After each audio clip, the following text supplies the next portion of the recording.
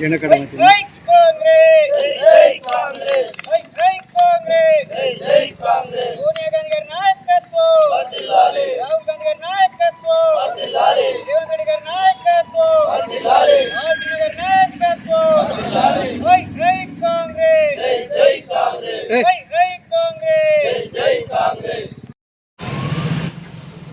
ఈ రోజు నాటికి కాంగ్రెస్ అధికారం 141 సంవత్సరం సందర్భంగా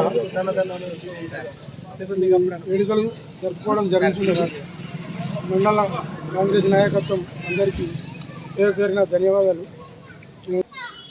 ప్రధానమంత్రి ఉండగా ఇందిరమ్మ ఇండ్లు ఇచ్చి ఆ రోజు పేద వర్గాలను సంతోషపరిచింది.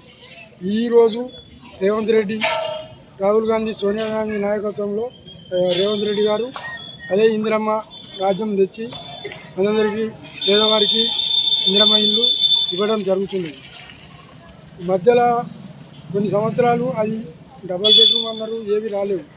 ఆ రోజే ఇచ్చిన ఇందిరమ్మ ఇల్లు మళ్ళీ ఈరోజే ఇవ్వడం జరిగినది.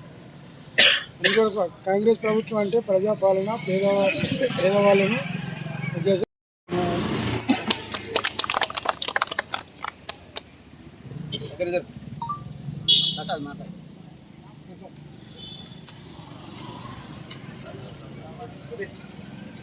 నూట 41 పార్టీ ఆవిర్భావ జెండా ఎగరడం జరిగింది. ఈ సందర్భంగా ప్రజాప్రభుత్వంలో భాగంగా గౌరవ ముఖ్యమంత్రి రేవంత్ రెడ్డి గారి ఆధ్వర్యంలో ఆనాడు గత ప్రభుత్వంలో ఉన్న 10 ఏళ్ళ పరిపాలనలో ఒక్క రేషన్ కార్డు అని ఘనత బీఆర్ఎస్ పార్టీ. ఇప్పుడు మా రేవంత్ రెడ్డి ముఖ్యమంత్రి అయినాక ఒక భార్య భర్తలు పెళ్లి చేసుకుంటే పిల్లలు 5 సంవత్సరాలు అయి ఉండి కూడా రేషన్ కార్డు ఇవ్వలేని ఘనత బీఆర్ఎస్ పార్టీ. మా ప్రజాప్రభుత్వంలో భాగంగా ఇప్పుడు ప్రతి ఒక్కరికి నిరుపేద కుటుంబం కావచ్చు, అందరి కావచ్చు, ప్రజాపాలన ప్రభుత్వంలో రేషన్ కార్డు ఇచ్చిన పార్టీ అంటే ముఖ్యమంత్రి గౌరవ రేవంత్ గారు చెప్పగల ఈ సభాముఖంగా ప్రజలు ఒక్కసారి ఆలోచన చేయాలని చెప్తున్నాం. నాడు నేడు ఉమ్మడి ఆంధ్రప్రదేశ్లో ఉన్నప్పుడు ప్రభుత్వం ఇచ్చింది ఇందిరమ్మ ఇల్లు. నేడు వైఎస్ ఆనాడు నేడు కూడా రేవంత్ రెడ్డి గారు వచ్చినాకనే ఇందిరమ్మ ఇల్లు ఇవ్వడం కూడా జరిగింది. ప్రజాపాలనలో గౌరవ ముఖ్యమంత్రి, గౌరవ ఎమ్మెల్యే, ప్రభుత్వ ఆర్ శ్రీనివాస్ గారి ఆదేశాల మేరకు ప్రజలకు అందుబాటులో ఉండాలని చెప్తూ ఆనాడు కావచ్చు నిరుపేద కుటుంబాలకు చేసిన ఘనత కాంగ్రెస్ ప్రభుత్వం అని తెలుపుతూ కత్లాపూర్ మండల కేంద్రం లోపల కాంగ్రెస్ పార్టీ ఆవిర్భావ దినోత్సవం సందర్భంగా వచ్చినటువంటి నాయకులందరూ కూడా మరొకసారి నమస్కారాలు తెలియజేస్తూ ఈరోజు ఇవాళ మనం స్వతంత్రంగా ఉన్నామంటే, భారతదేశానికి స్వతంత్రం తీసుకువచ్చిందంటే అది కేవలం కాంగ్రెస్ పార్టీ. ఆనాడు ఏవో హ్యూమ్ గారి నాయకత్వం లోపల ఆనాడు బ్రిటిష్ వారు మనని తెల్లదొరలు 200 సంవత్సరాలు పరిపాలించారు. అట్టి తెల్లదొరలను భారతదేశం నుంచి వెళ్ళి పారద్రోలాలంటే, భారతదేశానికి స్వతంత్రం రావాలంటే ఒక పార్టీ ఉండాలి. ఆ పార్టీ కాంగ్రెస్ పార్టీ అని ఏవో హ్యూమ్ గారి నాయకత్వం లోపల కాంగ్రెస్ పార్టీ ఆవిర్భవించి నేటికి 141 సంవత్సరాలు అవుతుంది. దాని యొక్క ముఖ్య ఉద్దేశం భారతదేశానికి స్వతంత్రం వచ్చిన తర్వాత ఎన్నో రాజ్య సంస్థానాలు ఉండేటి, ఎన్నో రాజరికాలు ఉండేటి. అవన్నీ కూడా పండిట్ జవహర్లాల్ నెహ్రూ గారి సారథ్యం లోపల భారతదేశానికి ప్రధానమంత్రి అయినాక ఒక దాదాపు 100 సంస్థానాలను భారతదేశంలో విలీనం చేసి అఖండ భారత్ను నిర్మించినటువంటి గొప్ప పార్టీ ఏదంటే కేవలం కాంగ్రెస్ పార్టీ. ఆనాడు కాంగ్రెస్ పార్టీ అధికారం రాకంటే ముందు, ఆనాడు స్వతంత్రం రాకంటే ముందు ఒక సూది తయారు చేయాలనే మన దగ్గర ఏం లేకుండే. సూది నుంచి వెళ్ళి నాడు విమానాలు ఎగిరే విమానాల దాకా అణు పరీక్షల దాకా చేసి ఈ యొక్క గొప్ప ఘనతను సాధించిన కేవలం కాంగ్రెస్ పార్టీ పండిట్ జవహర్లాల్ నెహ్రూ గారి సారథ్యంలో.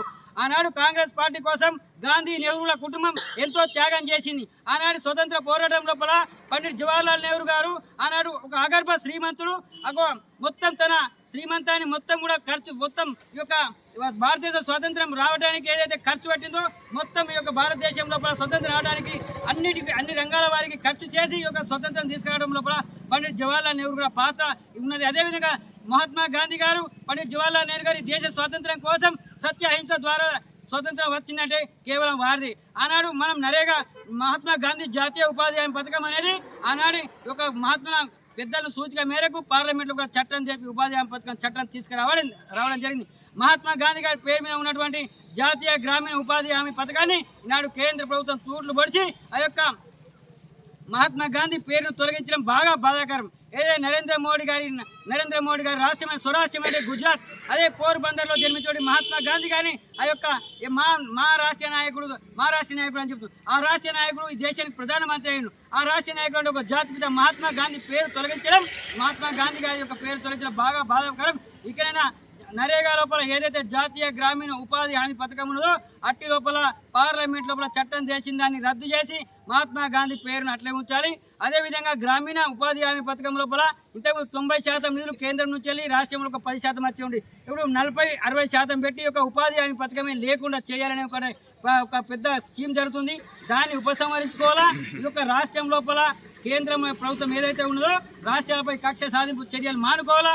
ఏదైతే జాతీయ కాంగ్రెస్ పార్టీ ఆనాడు కూడు గుడ్డ నిదానంతో యొక్క దేశ స్వాతంత్రం తెచ్చిందో మీరు కూడా అదే నినాదంతో కాంగ్రెస్ పార్టీ నాయకులను అవమానపరచకుండా కాంగ్రెస్ ఈనాడైతే ఇంత స్వేచ్ఛ స్వతంత్రంతో ఉన్నామంటే కేవలం జాతీయ కాంగ్రెస్ పార్టీ అది కూడా గుర్తెరిగి ఈ యొక్క జాతీయ రాష్ట్ర కేంద్రంలో ఉన్న నాయకులు మా యొక్క నాయకులను గౌరవించాలని కోరుకుంటూ ఈ యొక్క కాంగ్రెస్ పార్టీ ఆవిర్భావ దినోత్సవం సందర్భంగా వచ్చిన వారందరూ కూడా మరొకసారి 1985లో డిసెంబర్ 28వ తారీఖున ఈ యొక్క కాంగ్రెస్ పార్టీ ఆవిర్భావం చేసిన నాయకులకు కూడా ఈ యొక్క దేశం తరఫున కత్లాపూర్ మండల కాంగ్రెస్ పార్టీ తరఫున కృతజ్ఞతలు చెప్తూ ఈ యొక్క దేశానికి స్వతంత్రం తెచ్చింది కాంగ్రెస్ పార్టీ. ఈ మధ్యలో మనకు గత కొన్ని సంవత్సరాల క్రితం మనకు తెలంగాణ ఇచ్చింది కూడా కాంగ్రెస్ పార్టీ అని తెలంగాణ ప్రజలకు చెప్పక తప్పదు. ఏ రోజైతే మన దేశ ప్రజలు స్వతంత్ర విముక్తి కోసం కొట్లాడుతున్న టైంలో ఆ సందర్భంలో కాంగ్రెస్ పార్టీ ఆవిర్భవించి కాంగ్రెస్ పార్టీ దేశం కోసం ఆ యొక్క గాంధీ కుటుంబం కూడా దేశం కోసమే ప్రాణాలు విడిచిన రోజులు మనం స్మరించక తప్పదు. ఏదైతే ఇందిరాగాంధీ జవహర్లాల్ నెహ్రూ గారి ఎన్నో ప్రాజెక్టులు కట్టి ఆ యొక్క ప్రాజెక్టులను ఇప్పటి వరకు కూడా మనందరం కూడా ఆ యొక్క నీరుతోని మనందరం వ్యవసాయం చేసుకుంటూ పంటలు పండించుకుంటూ ప్రగతి చెందుతున్నాం అనే విషయాన్ని కూడా గుర్తు చేస్తూ ఈ సందర్భంగా ఏదైతే ఇందిరాగాంధీ ఉన్నదో కూడుగుడ్డ నినాదంతో పేదల ప్రభుత్వం పేదల కోసమే పాటుపడినటువంటి ఇందిరాగాంధీని కూడా స్మరించుకోక తప్పదు.